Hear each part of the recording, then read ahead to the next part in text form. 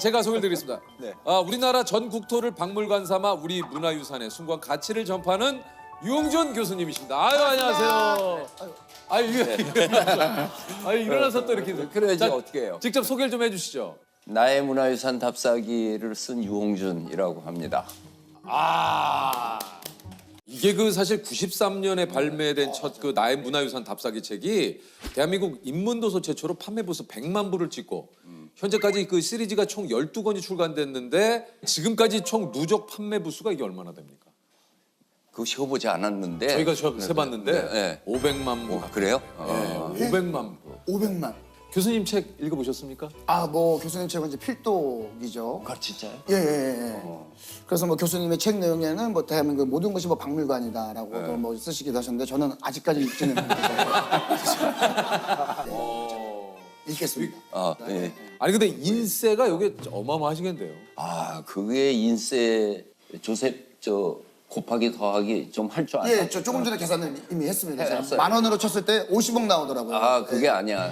그게 계산 잘못했죠. 교수님 깜짝 놀라신다고 속으로 50억을 계산하고 있어. 지금 이제 29년 동안 팔린 건데 그 계산을 하면은 500 곱하기 300만 더하기 800 곱하기 100만 더하기 1200 곱하기 100만 지금 다 뭐 더해가지고 주산학원 같은데 지금? 암산학원? 그다음에 종합소득세가 38% 거기다 지방세 3.8% 그거 뺀 나머지가 이제 아니 교수님 내가 정확하시네요. 인세를 이렇게까지. 책을 통해 가지고서 번 거를 좀 의미 있게 문화유산과 함께 하는 게 어떤가 생각을 해가지고 제주 추사관이라고 하는 추사기념관에 있는 유물 중에 35점을 내가 기증한 거예요.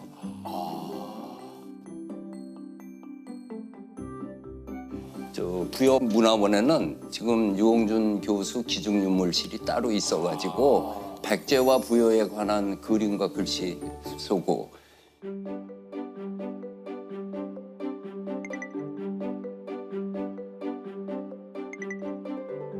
그러니까 뭐 도네이션 돈으로 할 수도 있지만은 내가 좋은 문화재를 필요한 곳에다가 이렇게 해주는 게 좋겠다. 이건 자랑이지. 자랑이지. 이거는 뭐 저희가 진짜 대단하신. 아니 근데 이게 교수님이 책 쓰실 때 아주 나름의 그 치밀한 전략이 또 좀 있으시다고요. 전략이 아니라 이제 습관이 있는데요. 어떤 불국사에 대해서 쓴다 했을 적에 불국사에 관한 그 팩트 자체는 움직이지 않잖아요. 그렇죠. 근데 이거를 어떻게 예능화하는가, 독자들에게 여기를 끌고 가는가 이거를 이제 구상을 하는데, 근데 그거를 구상할 적에 메모하는 습관이 있는데 난 되게 부채에다 했어요. 부채요? 내가 갖고 왔는데. 뒤에. 이게 이제 이거 5,000원짜리 부채인데. 예. 여기 메모를 메모를 계속 해요. 하다가 또 고쳐요 막. 그래가지고 이거 하나만으로도 안 되지. 근데 이것만 이렇게 해서 버리면은 좀 아깝잖아. 예. 뭐 뒤에다가 이제 내가 그림을 이렇게 그려. 이거 원래 있는 게 아니고 그리신 거예요?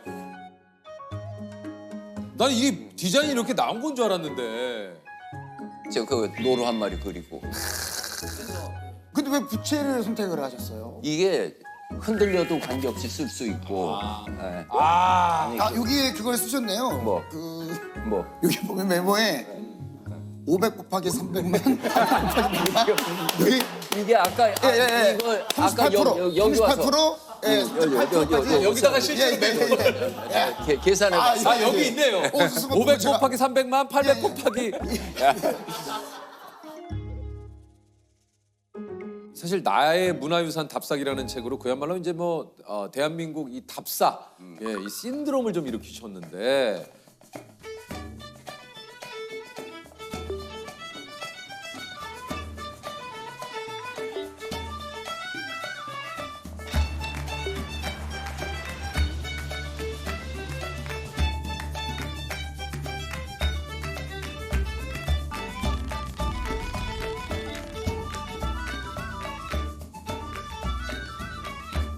아니 이게 교수님이 가장 처음으로 다룬 지역이 이제 전남 강진하고 해남인데 첫 답사지로 선택한 이유가 있습니까? 우리 국토가 얼마나 넓은데 남한 전체는 300억 평. 300억 평. 문화유산 하면은 경주 공주 부여만 생각하냔 말이에요. 대표적인 게 이제 경주가 떠오르긴 하죠. 예. 그게 아니다. 이 국토의 땅끝을 가도 거기에도 우리 의미 있는 선현들의 자치가 있고 아름다운 게 있다. 실제로 우리 국토의 아름다움을 극명하게 보여주는 거는 오히려 강진 해남 땅끝을 가는 거고, 더군다나 온 국민이 다 좋아하는 다산 정약용 선생이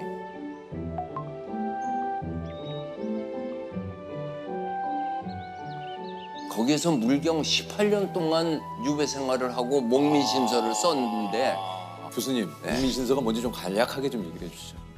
목민이라고 하는 게 목민관이라고 하면은 옛날에 지방 수령을 목민관이라고 그게 목민관이군요. 했었는데, 백성을 다스리는 수령이 간직해야 될 심서. 자기개발서네, 그러니까요. 저 관리개발서. 관리개발서. 목민심서는 관리. 네. 근데 이렇게 딱 하잖아요. 네. 이게 나중에 시험 보실 때 생각난다. 목민심서는 관리개발서, 목민심서. 우리 같으면 옛날에 이제 목민심서, 심서. 동그라미를 한 500번 칩니다. 목민심서, 정약용 목민심서. 목민심서. 네. 그 문제 나오면 뭐죠? 이게 뭐 목신민서? 잠깐만. 심신이 왜 나오지? 심신? 근데 관리개발서, 목민심서. 아, 예. 훨씬 쉽잖아요. 네. 교수님, 교수님이 이제 서울에 있는 궁궐도 책에서 이제 다룬 적이 있으신데, 서울에는 이제 경복궁, 창덕궁, 창경궁, 덕수궁, 경희궁 아, 진짜 예쁜 곳이 총 5개의 궁궐이 있는데 다른 나라에도 이렇게 한 도시에 많은 궁궐이 없어요. 없습니까? 내가 문화재청장 할 적에 덴마크 여왕도 오고 또 스웨덴 그 왕도 왔는데, 이분들이 오면은 꼭 이제 고궁을 방문해요. 그 나라 역사를 그렇죠. 역사와 문화를 존중해 준다는 뜻이 있잖아요. 그러니까 이분들한테 궁이 5개라고 하면, 아니 궁이 왜 5개냐고. 그게 바로 이렇게 질문이 들어와요. 이게 조선 왕조 500년 동안의 역사 속에서 저 메모하면서 들으면 어떨까? 아, 좋습니다. 네. 교수님한테 볼펜을 저 원래 좀 메모 교수님한테 볼펜을 아니 자기 것도 아니고 교수님한테 첫 번째, 맨 처음에 만든 게 경복궁이에요. 경복궁. 그냥 경복궁을 만들었는데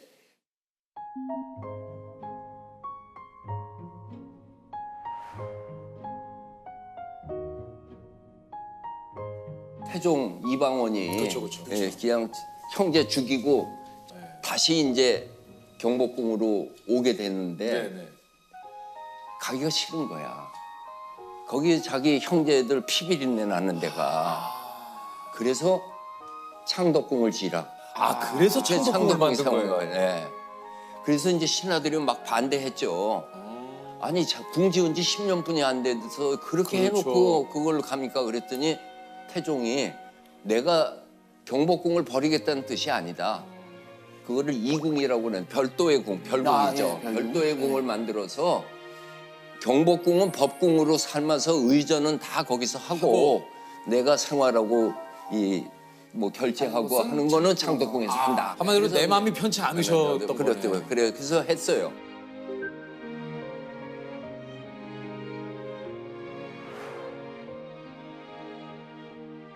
그랬는데 이제 또 왕들은 환갑도 못해서 또 일찍 죽는데 평균 조선시대 왕이 한 40대 초반 그죠? 그렇죠. 왕이 죽으면은 왕비는 살아있단 말이야. 왕비만 살아있는 게 아니라 할머니도 살아있단 말이야. 계시잖아요. 예. 이제 새 왕이 왔으면은 이건 자리를 물려줘야 된다고요. 아 궁을 비워줘야 돼. 비워줘요. 그래서 이분들을 모신 게 창경궁이야.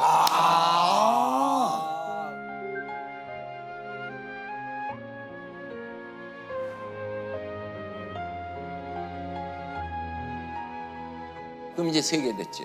이유까지 설명해 주시니까 딱딱 들어오는데요. 야, 이걸 근데 임진왜란이 일어나서 다 없어져 버렸어. 소실이 됐죠. 셋 다 없어져 버렸다고. 네. 그래서 광해군이 이제 새로 궁궐을 짓는데 그러면은 경복궁부터 지어야 될 거 아니겠어요? 그렇죠, 법궁이니까. 그렇죠. 예. 근데 안 지고 창덕궁을 지었어요. 왜요? 궁궐 좋아하니까 요즘에 가봐요. 예. 경복궁을 가면은 광화문에서 근정전까지 쭉 문을 톡 해서 가면은 남북 일직선으로 쫙 맞아요. 들어가잖아요. 네. 그 옆에 회랑이 둘러 있고 네. 굉장히 사무적이라고 공식적이고 네. 무슨 뭐 의장대가 가야 될 것 같고 하지만 창덕궁은 들어가면은 오른쪽으로 저 금천교를 건너서 진선문 들어가면 왼쪽으로 해서 인정문 들어가고 또 오른쪽으로 가면은 대조전이 나오거든.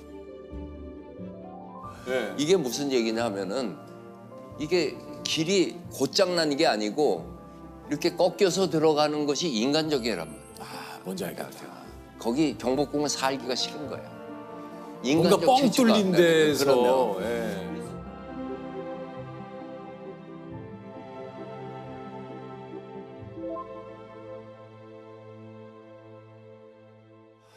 그러니까 새로 복원할 적에 경복궁이 아니라 창덕궁을 먼저. 왜냐면 내가 사는 곳은 뭔가 좀 주변의 시선이나 이런 걸로부터 이렇게 좀 감추고 싶은 그 좀 그렇죠. 심리가 좀 있잖아요. 그리고 궁궐을 두 개로 놓는 체제, 이궁 체제를 하다 보니까 창덕궁에 대해서 이궁으로 경희궁을 지었어요. 지금 네. 이제 경희궁이 있죠. 네.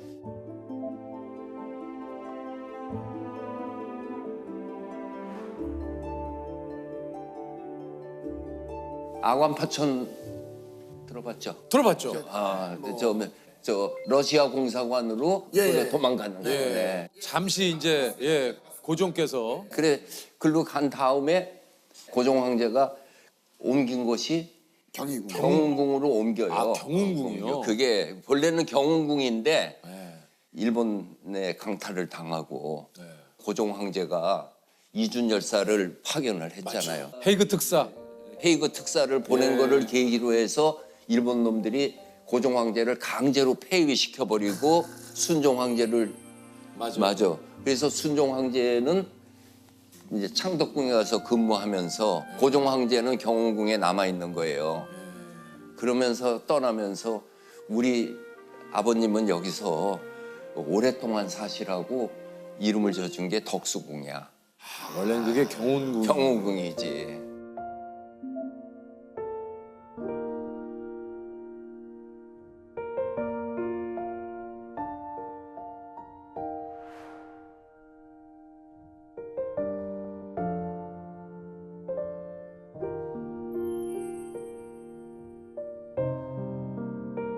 주택난이 생기잖아요. 그렇죠. 네. 일본 사람들이 토지를 강탈을 하니까 이 빈민이 생기니까 이 도시로 와야 먹고 살잖아요. 그렇죠. 그래서 도시로 막 이제 밀려들고 그 당시 이제 도성 안에서 10만 살다가 20만 살다가 예. 이제 팽창을 하니까 예. 그 이제 주택난이 나는데 이거를 어디에다 할까 하다가 한양도성 바깥에 공동묘지들이 있었어요. 여러 개가 있었을 거 아니에요. 그중에 가장 대표적인 공동묘지가 미아리 공동묘지, 또 마포에 있는 노고산 공동묘지. 아, 네. 이 공동묘지들을 다 이장을 시켜야 되잖아요. 네. 그 이장을 시킨 것이 망우리 공동묘지.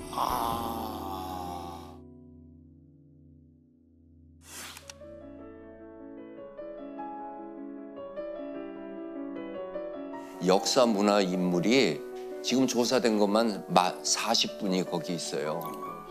대표적인 으로 이중섭이라는 화가. 이중섭 화가님 거기 계세요?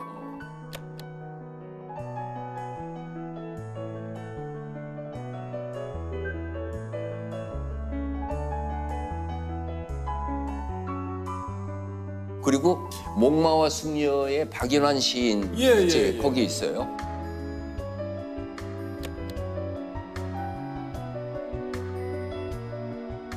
목마와 숙녀에서부터 시작해서 이중섭, 이인성, 권진규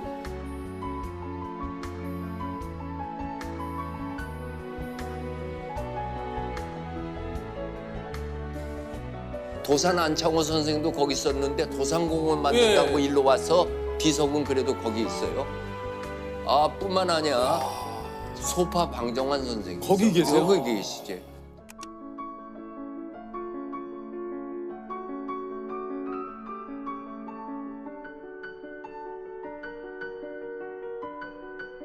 소파 방정환 선생님 무덤은 참 멋있어요. 그냥 메주 덩어리 같은 돌멩이 하나를 탁 해서 동심은 선녀와 같다라고 하는 글이 앞에 써 있어요.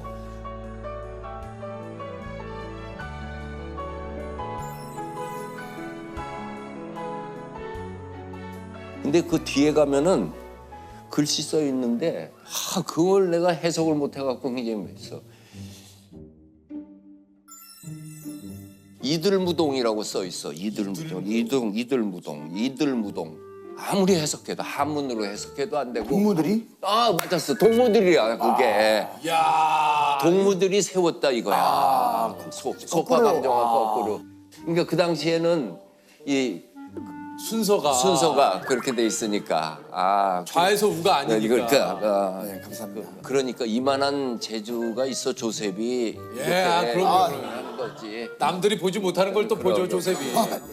사실 그곳에 지금 이중석 선생님이나 방정환 선생님이 거기 계신지 몰랐어요. 더 슬픈 얘기를 내가 할 수뿐이 없는데 거기 유관순 누나의 혼이 거기에 있어요. 왜냐하면은 유관순 열사의 무덤이 공동묘지에 있었어요. 망우리로 옮기니까 이장 공고를 했을 거 아니에요. 그러면은 이제 기간 내에 안 온 사람은 다 무연고 무덤이야. 그 연고가 없는 무덤은 그냥 그대로 화장을 하는데 유관순 열사도 무연고였어요. 그러니까 어머니 아버지는 아우네 장터 만세 때 돌아가셨어요. 유관순 누나는 서대문 형무소에 있다가 3년 있다가 저 고문 후유증으로 죽었잖아요.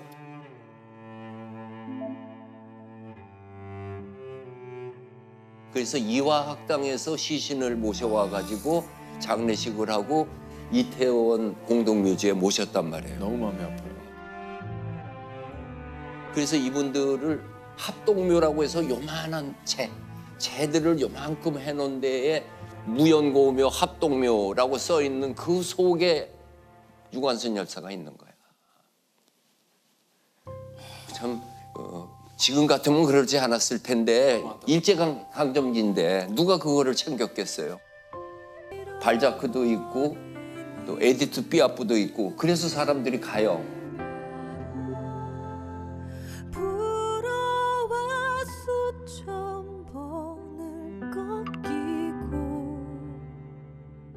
이거는 공동묘지가 아름다워서 가는 게 아니라 그 사람들이 있기 때문에 가잖아요. 그렇죠. 망우리 공동묘지도 우리의 문화유산으로 들어올 수 있는 거죠. 이게 진짜 말씀하신 대로 이제 서울에서 생각나는 그 문화유산이라고 한다면 궁. 네, 그것만 생각하는데 아니다 이거야. 그러니까요. 오늘 내일이 피클 것 같은데 거기 단풍이. 그러니까 저희 교수님 진짜 망우리 공동묘지로 가자. 네.